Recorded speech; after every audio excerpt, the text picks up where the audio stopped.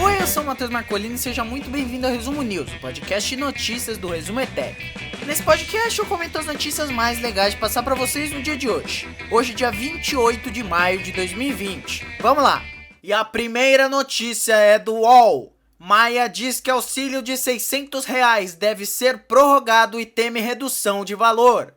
Então iniciemos hoje o Resumo News falando do Rodrigo Maia, o presidente da Câmara dos Deputados, filiado ao DEM do Rio de Janeiro, Democratas do Rio de Janeiro. Ele afirmou hoje, ele acredita que o auxílio, ele afirmou acreditar, né, que o auxílio emergencial de R$600 vai ser prorrogado por mais meses, além dos 3 iniciais, mas que ele teme uma eventual redução no valor de ajuda do governo federal. Na avaliação do Maia, tem um consenso de que o auxílio deve ter mais parcelas, porém é preciso ainda debater o valor, né? Se vai continuar sendo de R$600 ou se vai ser de menos. Abrindo aspas para o Rodrigo Maia. Acho muito difícil que ele não seja prorrogado. A gente sabe o custo. Eu tenho medo de redução do custo do auxílio emergencial, o que isso impacta nas reações das pessoas. Não é uma decisão simples. Prorrogar acho que é um consenso. O que vai se debater é o valor. E acho que a redução do valor pode gerar, da mesma forma que o não auxílio, consequências na base da sociedade.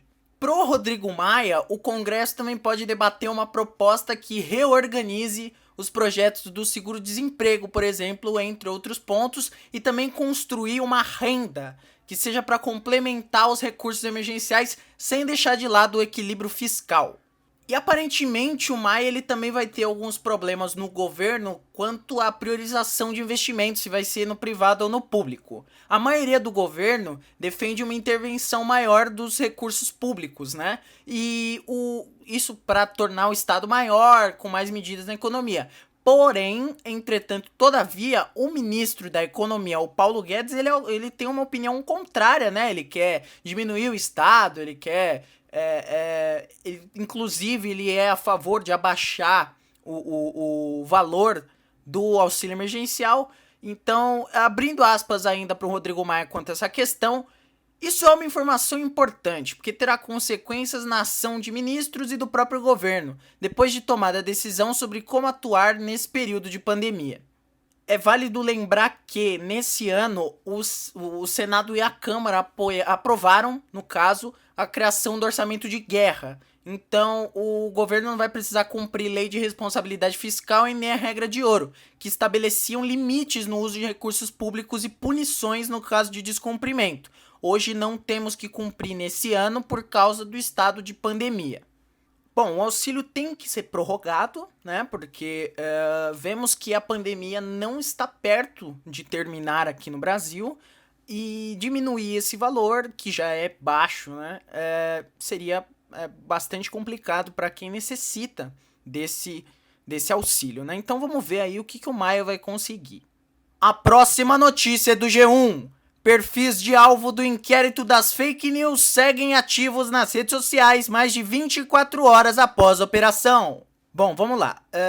Essa notícia ela foi repercutida ontem aqui no Resumo News sobre essa investigação do inquérito das fake news que indiciou tanto deputados bolsonaristas, principalmente da ala bolsonarista, quanto empresários, influenciadores, né?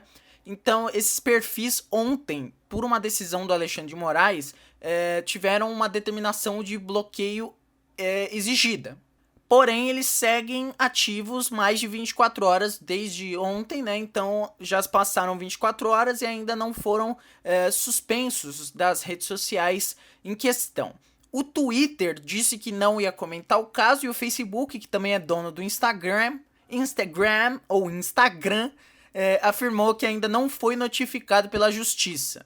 O G1 apurou que contas no Twitter de 2 alvos já estavam suspensas na quarta-feira. A primeira é do Reinaldo Bianchi, que foi suspensa antes da ordem judicial, e a outra é do Marcelo Stachin. Mas não é possível saber se essa segunda conta foi suspensa hoje, ontem, não dá pra saber. Uma conta com o nome de Stakin foi criada no mês de maio no Twitter, mas ela ainda não teve atividade, né, no Twitter. Ela ainda não tweetou, não retweetou, enfim. E segundo a determinação do Alexandre de Moraes, o bloqueio é, abre aspas, necessário para a interrupção dos discursos com conteúdo de ódio, subversão da ordem e incentivo à quebra da normalidade constitucional e democrática. E agora eu vou passar um nome para vocês desses meliantes. Luciano Hang, de Santa Catarina, que é o dono da Van. O Roberto Jefferson, do Rio de Janeiro, ex-deputado federal, já foi preso no mensalão, já tem uma ficha corrida aí. O Alan dos Santos, que é o Alan Terça Livre. A Sarah Winter, que é blogueira aí, toda pró-família, que tem uma milícia armada lá no Distrito Federal. O Winston Lima, que é o dono do canal no YouTube Cafezinho com Pimenta. O Edgar Corona, que é o empresário dono da Smart Fit. O Edson Pires Salomão, que é assessor parlamentar do Douglas Garcia, o deputado do PSL. O Enzo Leonardo Suzy, o youtuber do canal Enzu, e é um apoiador do governo Bolsonaro. Interessante dizer que o Enzo Leonardo Suzy foi o ridicularizado ontem no Jornal Nacional pelo William Bonner, quando ele disse que o Enzo Leonardo Suzy, ele acredita na tese de que a Terra, o planeta Terra, é plano.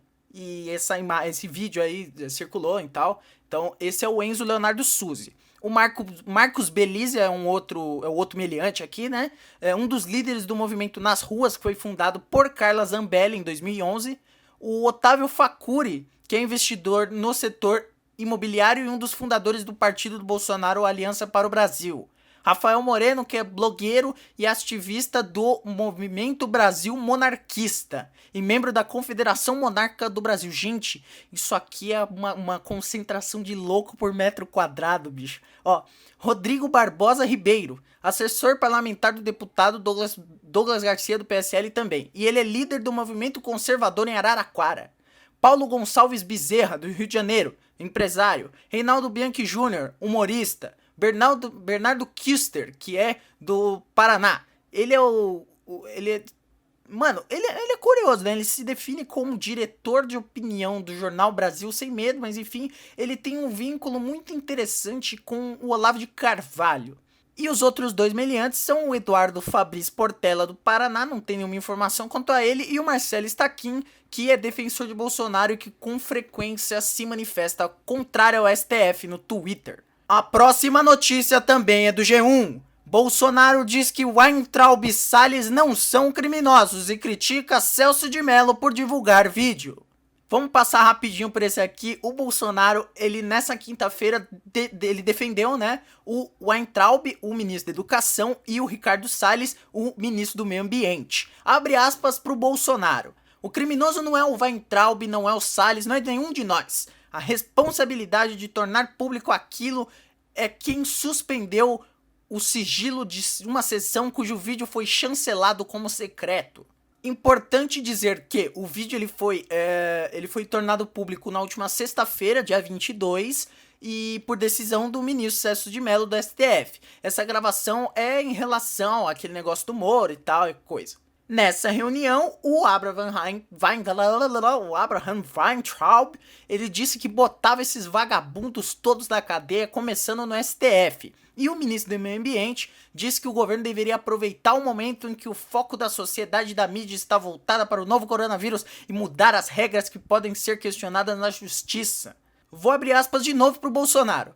Levantou sigilo secreto de uma sessão. A responsabilidade do que se tornou-se público não é de nenhum ministro do governo, é do ministro Celso de Mello. Ele é o responsável. Eu peço, pelo amor de Deus, não prossigam esse tipo de inquérito, a não ser que seja pela lei do abuso de autoridade, que tá bem claro que quem divulga vídeos, imagens ou áudios do que não interessa ao inquérito. Tá lá, 1 a 4 anos de detenção. Então aí, 2 pontos principais. O primeiro é o Bolsonaro reclamando porque ele sabe que tem culpa aí no cartório, o Weintraub é criminoso, o Salles também, enfim, já eram para ter sido exonerados, não vão ser porque nós estamos no governo Bolsonaro. Mas o outro negócio, ele sugerindo de abrir um inquérito contra o ministro Celso de Mello por causa da tal da lei de abuso de autoridade. Então ele tá lá sugerindo, ó lá, Celso de Mello, ó, 1 a 4 anos de detenção, se eu fosse você, ficava esperto. Então o Bolsonaro ele tá perdido, bicho. Então, não sei. Tomara que continue essa questão essa questão, né, da investigação do Salles e do Weintraub. Eu espero muito que siga essa investigação e que eles sejam devidamente exonerados e tenham que cumprir aí devido à lei, né? Cumprir com a justiça. Assim que fala, acho que é. E a rapidinha de hoje também é de esportes, acho que igual ontem também deve ter sido, eu não sei, minha memória também, enfim. Mas agora é oficial, o campeonato inglês, a Premier League, vai voltar no dia 17 de junho lá na Inglaterra. E os primeiros jogos vão ser entre Aston Villa e o Sheffield United e também um clássico, não necessariamente um clássico, mas um jogo entre o top 6 da Premier League, que é o Manchester City, o atual campeão, contra o Arsenal. Bom, então é isso, muito obrigado a você que acompanhou até aqui. Se você gostou do vídeo, manda pros seus amigos, o boca a boca é fundamental. Se você ainda não assinou o feed desse podcast, assina, porque aí você vai receber notificações quando a gente postar episódio novo. Se você tá vendo no YouTube, se inscreve e ativa o sininho das notificações. E também acompanhe o nosso outro podcast, o República dos Bananas, que também tem um monte de episódio legal, você pode escutar lá. É isso, eu vou ficando por aqui. Amanhã é sexta-feira, então amanhã ainda tem episódio. Amanhã você me escuta um pouquinho mais. Tchau!